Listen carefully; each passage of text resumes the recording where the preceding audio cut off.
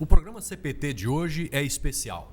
No dia 31 de outubro de 1517, aconteceu na Alemanha a chamada Reforma Protestante, que teve à frente um monge chamado Martinho Lutero.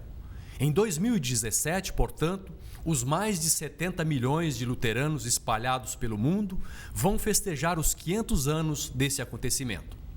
Na historiografia, a Reforma é vista como o início da Idade Moderna. E Lutero é considerado a terceira personalidade do milênio passado pela revista norte-americana Life, atrás apenas de Thomas Edison e Cristóvão Colombo. O jornal canadense Toronto Globe o coloca como segunda personalidade do milênio, precedido apenas de Albert Einstein. Para falar desse tema da reforma e do reformador Martinho Lutero, nós temos aqui dois convidados ilustres. À minha direita, o professor Paulo Proski-Weyrich, professor de teologia no Seminário Concórdia e na UBRA, mestre na área de teologia, e aqui à minha esquerda o professor Clóvis Jair Prunzel, professor também do Seminário da UBRA, também mestre em teologia. Para começar a nossa conversa, o nosso bate-papo, eu quero provocar primeiro aqui o professor Clóvis, para que ele nos dê um panorama do que foi esse movimento da reforma. Lutero, ele descende de uma família de classe média e teve a oportunidade de ir para a universidade. Ele estudou e, a partir dos estudos, ele começou a refletir a realidade na qual ele vivia, especialmente a realidade da igreja. Isso levou ele a um mosteiro, né? E passou alguns anos no mosteiro e, posteriormente a essa sua entrada no mosteiro, ele faz o curso de doutoramento em teologia no Antigo Testamento. Ele é professor de Antigo Testamento. E a partir dessas ferramentas básicas de entender o texto bíblico, Lutero começa a perceber de que a realidade ao seu redor da igreja era uma realidade muito distante daquilo que a palavra de Deus, né, viva e ativa, ensinava a ele individualmente e também às pessoas no seu dia a dia. Por isso, a reforma, celebrada no dia 31 de outubro, teve início com um pensador, Martinho Lutero, que refletiu sobre o que a igreja estava fazendo e repassando como ensino teológico às pessoas mais simples no dia a dia. E aí Lutero começou o seu movimento. Eu pergunto para o professor Paulo, qual foi o cerne, digamos assim, desse movimento da reforma que sustentou esse início desse movimento? Como é que nós poderíamos caracterizar isso, né? O que motiva Lutero, de fato, a começar esse processo de reforma? A teologia de Lutero, ela não é uma teologia acadêmica, apesar de ele ser brilhante academicamente. A preocupação de Lutero, primeiro, foi consigo próprio. Como é que eu posso ter esse Deus dos Salmos e falar desse Deus com essa tranquilidade, essa intimidade que o salmista se permite? E ele era, digamos assim, como monge agostiniano, ele era muito consciente de que o mal no ser humano, ele persiste até a morte. Então, o ser humano, ele é essencialmente mau e procura o bem. Mas, acima de tudo, esse mal não desaparece no cristão como a teologia da época garantia. De modo que cada ser humano deveria ser responsável pela sua própria salvação. E Lutero, como monge agostiniano, ele sabia que isso não é bem assim. Então, como ele se examinava muito a sua consciência e essa maldade não era extirpada por toda a meditação e por tudo aquilo que ele fazia na sua piedade, ele acabou, então, nessa luta interna, se identificando com o povo, na medida em que, se ele não tinha essa tranquilidade, como é que o povo podia ter uma tranquilidade de um Deus a seu favor? E então ele via que o povo, na verdade, tentava satisfazer as exigências da igreja, seja na aquisição de indulgências, etc. E ele via que o povo estava sendo enganado e, acima de tudo, o povo sofria muito, porque não conseguia essa paz de consciência e ele sabia que não era possível. Inclusive, parece que a teologia dele ela está fundamentalmente assentada em 3 pilares, né? O da sola escritura, sola fide e sola gratia, quer dizer, somente a escritura, somente pela fé, né? E somente a graça, né? Como é que pode explicar isso um pouco melhor, né? A escritura, que fundamentos são esses, na verdade? A Escritura é a fonte onde nós encontramos Cristo. A fé é baseada em Cristo, na obra de Cristo por nós, né?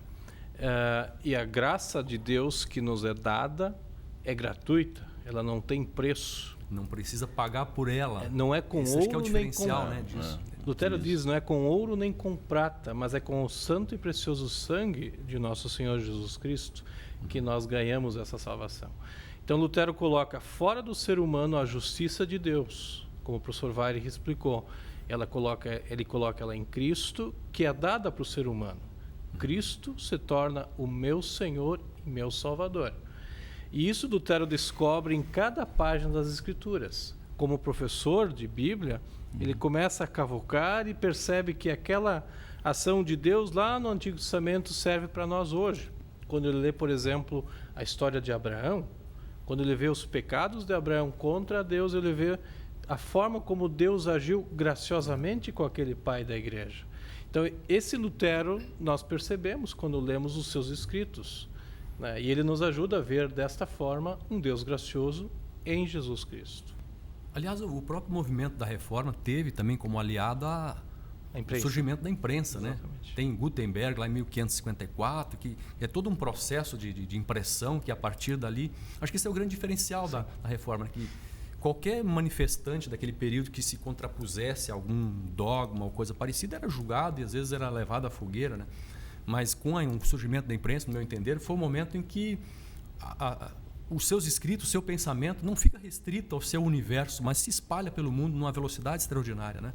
Então acho que a imprensa foi um elemento, um aliado fundamental do movimento da Reforma, né? Sem falar que você cria um ambiente para um estudo continuado, né? Claro, dando ferramentas para o povo ler um texto, né? A tradução, por exemplo, do Novo Testamento que ele fez em 10 semanas, em 1522, aquilo é fantástico.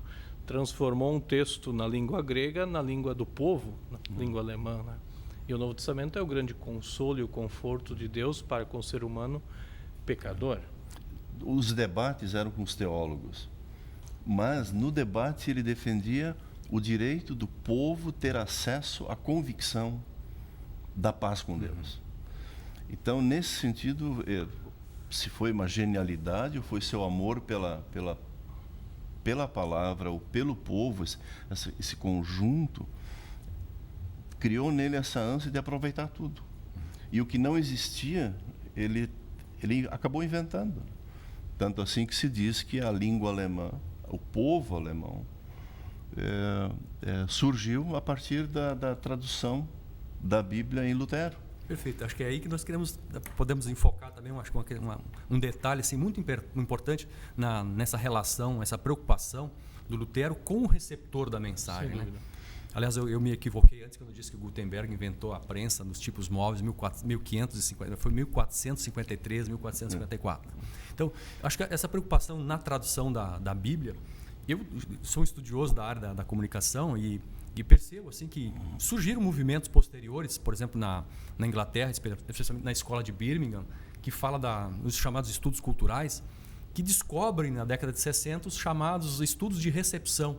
E eu vejo que Lutero já tinha essa preocupação no seu tempo, porque para ele não importava o que eu dissesse, mas o importante é focar o que o receptor está entendendo disso, né? E por isso, acho que na tradução do Novo Testamento, especialmente quando ele está recluso lá no castelo, ele sai às ruas, né, disfarçado com a barba e tal, porque está sendo perseguido, né? Mas vai às ruas conversar com a dona de casa, com as crianças na rua, com o açougueiro, lá no mercado, para saber como as pessoas diriam, né, como se chama isso, como se diz isso num alemão simples, para que as pessoas possam compreender, né? Quer dizer, me parece assim que a preocupação não era essa. A missa era rezada em latim, né? O povo não entende, mas o povo que se dane, né? Então ele subverte essa lógica e diz: não, mas é importante que as pessoas compreendam a mensagem de Deus na sua língua, né? Nesse sentido, veja, o próprio conceito de igreja muda. Porque se o povo precisa, na submissão à igreja, encontrar a aprovação de Deus, Lutero percebe que Deus lida diretamente com o ser humano. Por isso que o sola fide é tão importante. Quer dizer, não é a estrutura que me aprova, mas Deus me aprova e pede que eu confie que ele me aprovou. Então Deus, na verdade, não pede nada. Até perguntar exatamente nessa linha para o Clóvis, né? A questão dos dois reinos, está mais ou menos nisso? Né? Está nessa linha, sim, Astumiro.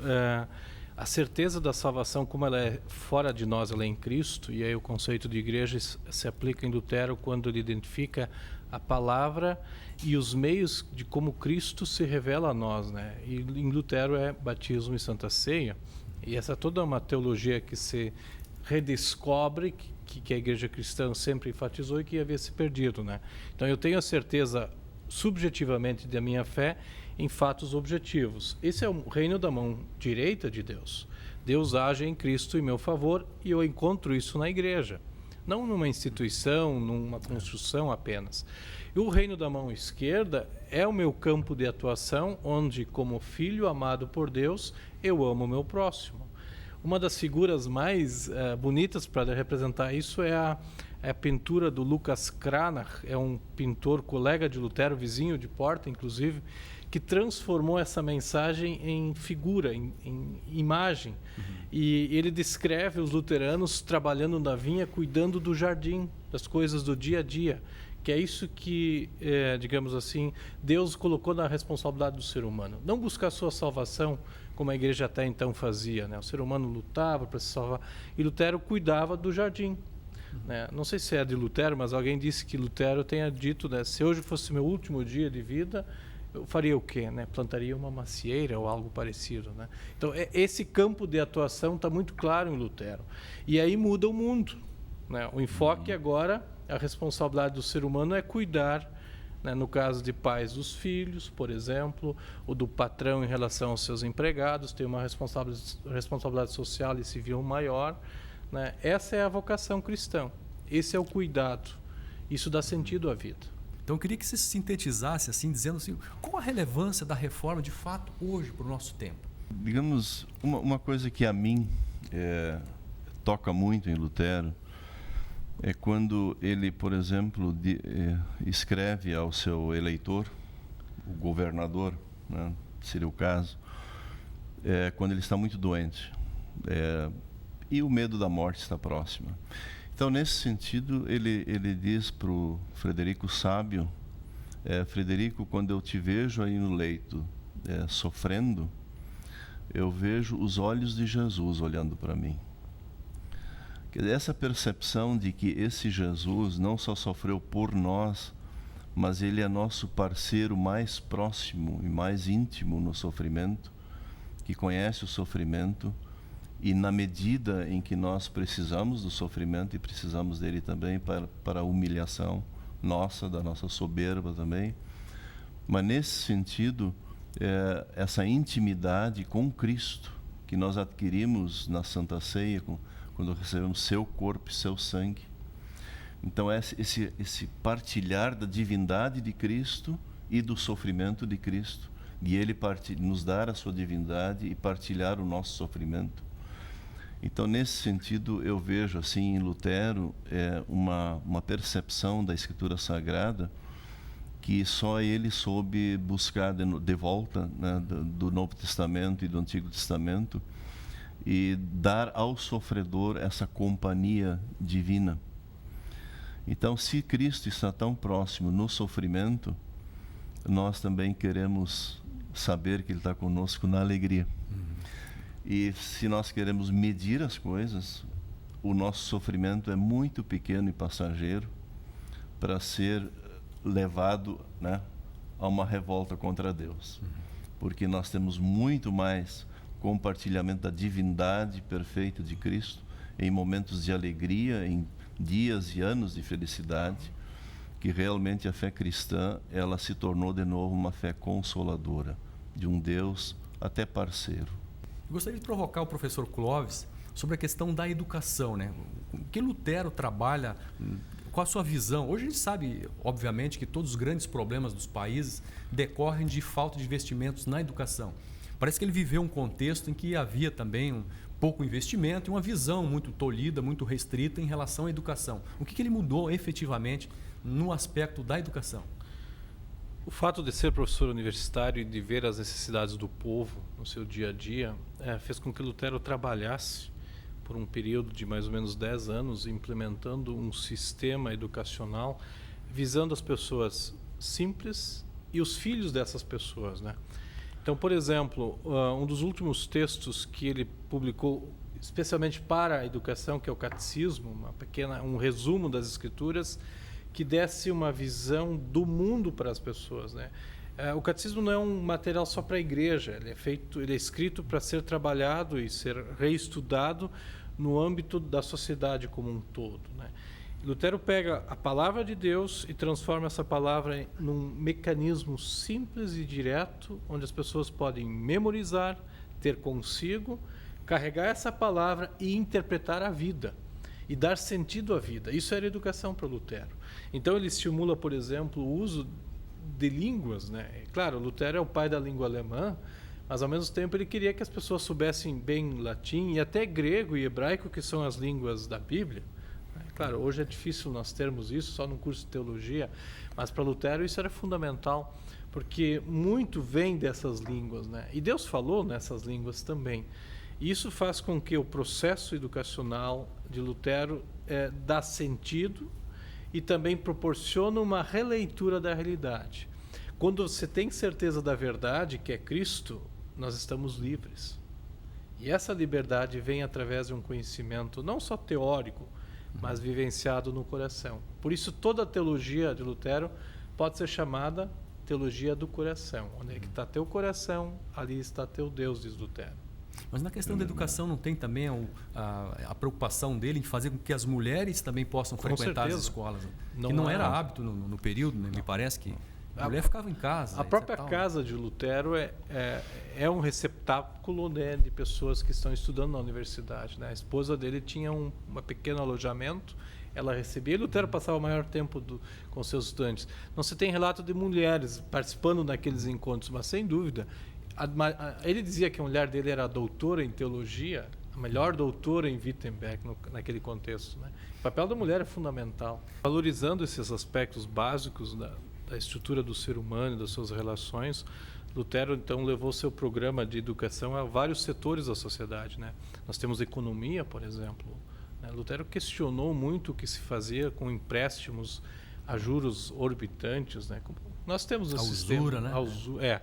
E Lutero também reformou muito a estrutura das relações entre patrão e empregado, né? A responsabilidade do patrão em dar um salário digno ao empregado.